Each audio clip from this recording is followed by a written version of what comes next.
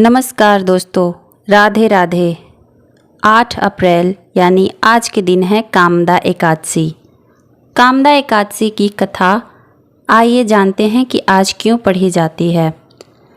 कामदा एकादशी रामनवमी के बाद 11 तिथि पर मनाई जाती है, इसलिए इस बार कामदा एकादशी का व्रत 8 अप्रैल को रखा जाएगा, यानी आज के दिन। कामदा एकादशी रामनवमी के बाद 11 तिथि पर मनाई जाती है।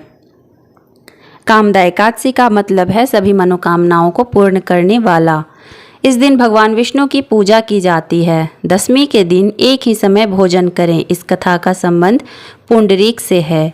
धर्मराज युधिष्ठिर ने भगवान कृष्ण से प्रार्थना की कि हे महाराज, अब मेरी ऐसी इच्छा है कि जैसे चैत मास की शुक्ल पक्ष की एकादशी के नाम, महात्म, पूजा विधान आदि के बारे में विस्तार से जानते हैं, तब भगवान कृष्ण ने कहा, हे राजन, यही प्रश्न एक बार दिलीप महाराज ने महर्षि वशिष्ठ से किया।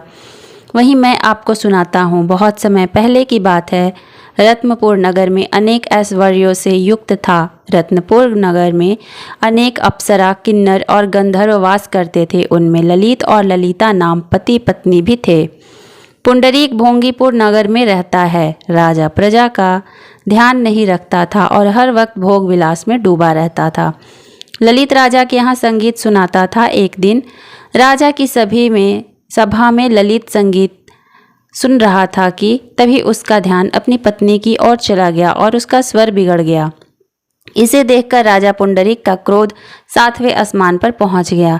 राजा इतना क्रोधित हुआ कि उसने क्रोध में आकर ललित को राक्षस बनने का श्राप दे दिया। राजा के श्राप से ललित मांस खाने वाला राक्षस बन गया। अपने पति का हाल देख ललिता बहुत दुखी हुई। पुंडरीक के श्राप से वो भयंकर ने सूर्य और चंद्रमा की तरह प्रदीप्त और मुख से अग्नि निकालने लगा। सिर के बाल पर्वत पर खड़े हो वृक्षों के समान और भुजाएं लंबी हो गईं। शरीर 8 योजन लंबा हो गया। वह राक्षस बनकर अनेक कष्टों को भोगता हुआ जंगल में भटकने लगा। उसकी स्त्री ललिता भी उसे साथ जंगल भटक रही थी। एक दिन वह विंध्याचल पर्वत पहुंची, जहां उसे श्रृंगी ऋषि मिले। उन्होंने उसका हाल पूछा। तब ललिता ने कहा कि मेरा नाम ललिता है और राजा पुंडरीक के श्राप से मेरा पति विशालकाय राक्षस बन गया। उसने अपने पति के उद्धार का उपाय पुंडरीक से पूछा।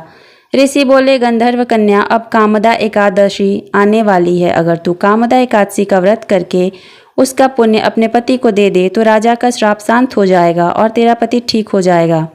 इस प्रकार ललिता ने व्रत किया और उसके फल से उसका पति ठीक हो गया। वशिष्ठ मुनि ने आगे कहा, हे राजन, इस व्रत को विधि पूर्वक करने से समस्त पापों का नाश हो जाता है। संसार में इसके बराबर कोई व्रत नहीं है। बोलिए जय श्री राधे।